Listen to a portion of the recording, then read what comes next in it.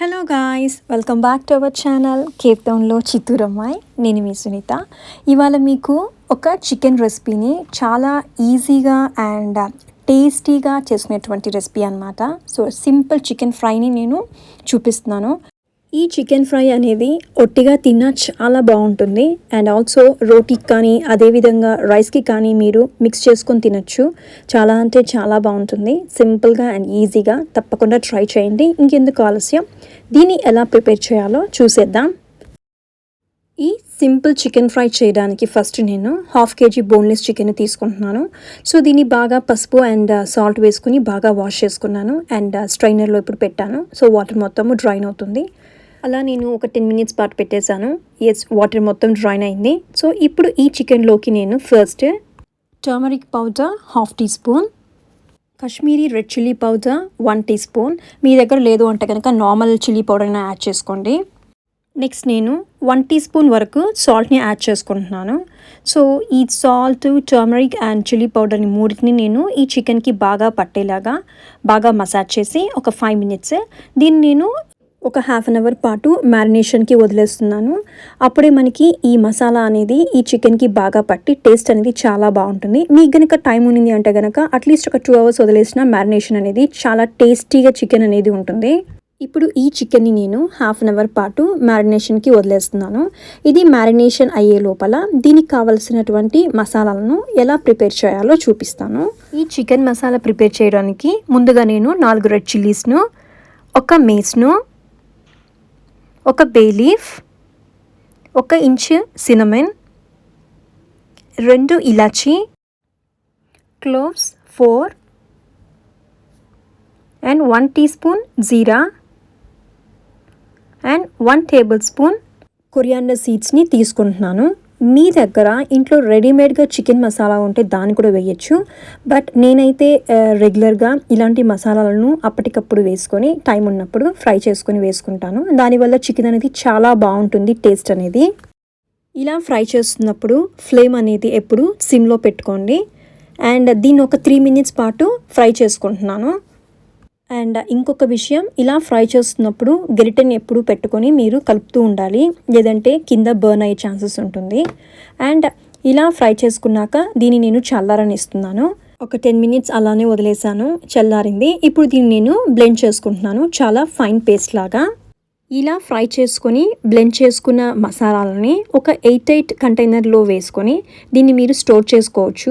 1 to 2 months దాకా ఫ్రెష్గానే ఉంటుందన్నమాట. Flavours అనేది మనకి బాగా తెలుస్తూ ఉంటుంది.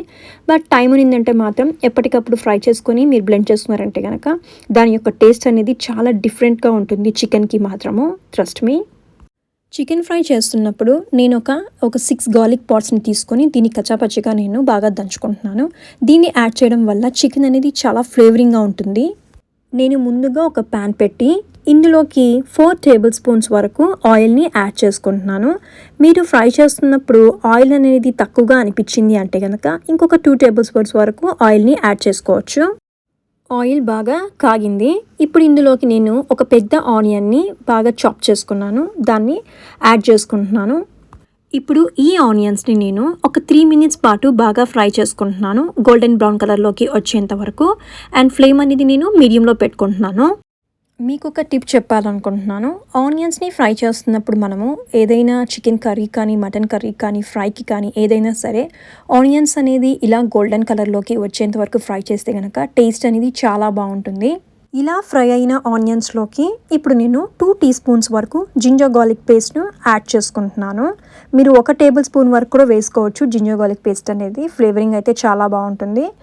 ఈ జింజర్ గార్లిక్ పేస్ట్ని యాడ్ చేశాక నేను ఫ్లేమ్ అనేది సిమ్లో పెట్టుకొని 1 నిమిషం పాటు ఫ్రై చేసుకుంటున్నాను. ఇది మనకి పచ్చి స్మెల్ అనేది పోవాలి, అప్పుడే చికెన్ అనేది చాలా బాగుంటుంది, లేదంటే రా స్మెల్ ఉండిపోతుంది. ఇంకొక టిప్ చెప్పాలనుకుంటున్నాను. మనం ఏ కర్రీస్ అయినా ఫ్రైస్ అయినా చేస్తున్నప్పుడు జింజర్ గార్లిక్ పేస్ట్ అనేది ఫ్రెష్గా వేసుకున్నామంటే కనుక దాని ఫ్లేవరింగ్ అనేది సూపర్గా ఉంటుంది. చికెన్ అనేది ఇప్పుడు 1/2 hour పాటు మ్యారినేషన్ అయ్యింది. అలా మ్యారినేట్ అయినటువంటి చికెన్ని ఇప్పుడు నేను ఇందులోకి యాడ్ చేసుకుంటున్నాను. ఇలా మొత్తం చికెన్ని నేను యాడ్ చేసిన తర్వాత ముందుగా నేను ప్రిపేర్ చేసుకున్నటువంటి గార్లిక్ పార్ట్స్ని కచ్చాపచ్చిగా దంచుకున్న పేస్ట్ని ఇందులోకి యాడ్ చేస్తున్నాను. దీన్ని యాడ్ చేయడానికి ఒక మెయిన్ రీజన్ అనేది ఉందన్నమాట. చిన్నప్పుడు మా అమ్మమ్మ చెప్పేది, ఇలా మనం చికెన్ చేస్తున్నప్పుడు దీన్ని దంచి వేయడం వల్ల దీనికి ఫ్లేవర్ అనేది చాలా బాగా ఉంటుందని, అదేవిధంగా తింటూ ఉంటే కూడా క్రంచీగా చాలా బాగుంటుందని. సో అందుకే నేను జింజర్ గార్లిక్ పేస్ట్ యాడ్ చేసినప్పటికీ ఈ పార్ట్స్ని కూడా నేను కచ్చాపచ్చిగా దంచి ఇందులోకి యాడ్ చేస్తున్నాను. ఇలా నేను 1 నిమిషం పాటు గరిటెతో బాగా మిక్స్ చేసుకున్నాను. ఈ గార్లిక్ అనేది చికెన్లో బాగా మిక్స్ అయ్యేంత వరకు. ఫ్లేమ్ అనేది మీడియంలో పెట్టుకొని ఇలా చికెన్ని నేను ఒక 10 మినిట్స్ పాటు కుక్ చేసుకున్నాను. ఇలా కుక్ చేసుకున్న చికెన్లోకి నేను 3 స్లిటర్ గ్రీన్ చిల్లీస్ని యాడ్ చేసుకుంటున్నాను. మేము స్పైస్ అనేది కొంచెం తక్కువ తింటాము, సో నేను 3 యాడ్ చేశాను. మీరు కనుక స్పైస్ అనేది ఎక్కువగా తింటుంటే 4 to 5 వరకు యాడ్ చేసుకోవచ్చు. ఇలా నేను 1 నిమిషం పాటు ఫ్రై చేసి ఇప్పుడు ఇందులోకి నేను కొన్ని కర్రీ లీవ్స్ని యాడ్ చేసుకుంటున్నాను. కర్రీ లీవ్స్ అనేది చాలా మంచిది మనకి, సో ఎక్కువగానే యాడ్ చేసుకుంటున్నాను నేనైతే. ఇప్పుడు నేను ఒకసారి ఈ కర్రీ లీవ్స్ అంతా బాగా మిక్స్ అయ్యేలాగా చికెన్లోకి మరొక నిమిషం పాటు బాగా నేను మిక్స్ చేసుకుంటున్నాను గరిటెతో. ఇలా చికెన్ను మరొక 5 నిమిషాల పాటు కుక్ చేసుకుంటున్నాను లిడ్ లేకుండా. ఆల్మోస్ట్ నేను ఎవ్రీ టైం చికెన్ చేసేటప్పుడు 15 to 20 మినిట్స్ నేను ఫ్రై చేసుకుంటాను లిడ్ పెట్టకుండా. అప్పుడే మనకి చికెన్ అనేది స్మెల్ లేకుండా చాలా బాగుంటుంది. ఆల్మోస్ట్ ఇప్పుడు నేను 5 మినిట్స్ ఫ్రై చేసుకున్నాను. ఇప్పుడు దీన్ని లిడ్ పెట్టి కవర్ చేసుకొని మరొక 5 నిమిషాల పాటు కుక్ చేసుకుంటున్నాను. ఫ్లేమ్ అనేది సిమ్లో పెట్టుకొని కుక్ చేయండి, లేదంటే చికెన్ అనేది బాగా బర్న్ అవుతుంది అండ్ త్వరగా కుక్ అవ్వదనమాట. సో ఇలా 5 మినిట్స్ అయ్యాక ఒకసారి నేను లిడ్ ఓపెన్ చేసి చూస్తున్నాను. చికెన్ అనేది ఆల్మోస్ట్ బాగా కుక్ అయింది. ఇప్పుడు నేను ఇందులోకి ముందుగా మనం ప్రిపేర్ చేసుకున్నటువంటి మసాలాలను యాడ్ చేస్తున్నాను. ఈ చికెన్ అనేది నేను చేసినటువంటి ఈ మసాలాతో చాలా పర్ఫెక్ట్గా ఉంటుందన్నమాట. టేస్ట్ అయితే మీరు తప్పకుండా ట్రై చేయండి.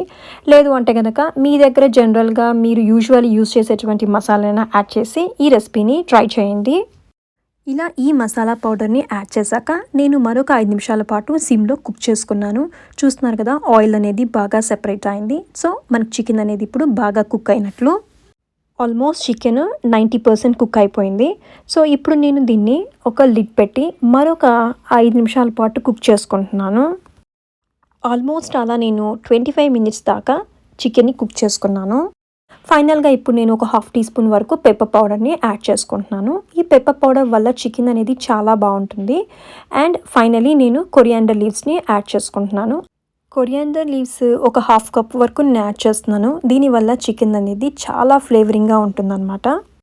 మీరు చికెన్ ఫ్రై చేస్తున్నప్పుడు స్టార్టింగ్ ఒక 10 మినిట్స్ అయిన తర్వాతే హాఫ్ ఆఫ్ ద కొరియాండర్ని కూడా యాడ్ చేయొచ్చు అనమాట. దానివల్ల కొరియాండర్ అనేది చికెన్లో బాగా పట్టి దాని ఫ్లేవరింగ్ అనేది బాగా తెలుస్తుంది. అలా లేదు అంటే కనుక ఫైనల్గా లాస్ట్లో కూడా మనము కొరియాండర్ని యాడ్ చేసుకోవచ్చు. ఇప్పుడు ఈ కొరియాండర్ అండ్ పెప్పర్ అనేది చికెన్కి బాగా పట్టేలాగా ఒకసారి నేను గరిటెతో బాగా మిక్స్ చేస్తున్నాను. అలా మిక్స్ చేశాక లిడ్ పెట్టి ఇంకొక 2 మినిట్స్ పాటు కుక్ చేసుకుంటున్నాను. దీని ఫ్లేవరింగ్ అనేది బాగా పడుతుందని. అంతే, మరి మన చికెన్ ఫ్రై అనేది చాలా సింప్లీ సూపర్బ్గా వితిన్ 30 మినిట్స్లో మనకి రెడీ అయిపోతుంది. ఇలా రెడీ అయిన చికెన్ని ఇప్పుడు నేను ఒక సర్వింగ్ బౌల్లోకి షిఫ్ట్ చేసుకుంటున్నాను. ఈ చికెన్ ఫ్రై అనేది సింప్లీ సూపర్బ్గా ఉంటుంది. టేస్ట్ అయితే చాలా బాగుంటుంది. ట్రస్ట్ మీ, మీరు తప్పకుండా ట్రై చేయండి. అండ్ మీరు చేశాక మీకు ఎలా అనిపించిందో నాకు కామెంట్ చేయండి. ఈ రెసిపీ అనేది అన్నంలోకి మనం మిక్స్ చేసుకుంటూ తిన్నా కూడా బాగుంటుంది. లేదా ఎలాంటి దాల్ కర్రీస్ అలాంటివి పెట్టుకొని ఈ చికెన్ ఫ్రై పెట్టుకుంటే మాత్రం చాలా అంటే చాలా బాగుంటుంది. అలా లేకపోయినా ఒట్టి చికెన్ అయినా అలానే తినేయచ్చు, అంత బాగుంటుంది.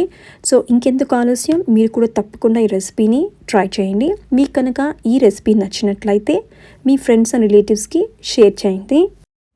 ఎవరైనా కనుక మన ఛానల్ని ఫస్ట్ టైం విజిట్ చేస్తున్నట్లయితే తప్పకుండా సబ్స్క్రైబ్ చేసుకోండి. అదేవిధంగా పక్కనే ఉన్నటువంటి బెల్ ఐకాన్ని యాక్టివేట్ చేసుకోండి. సో దట్ ఏదైనా వీడియోస్ పెట్టంగానే మీకు నోటిఫికేషన్ వచ్చి మీరు నా వీడియోస్ని మిస్ అవ్వకుండా ఉంటారు. Thank you so much guys for watching my video.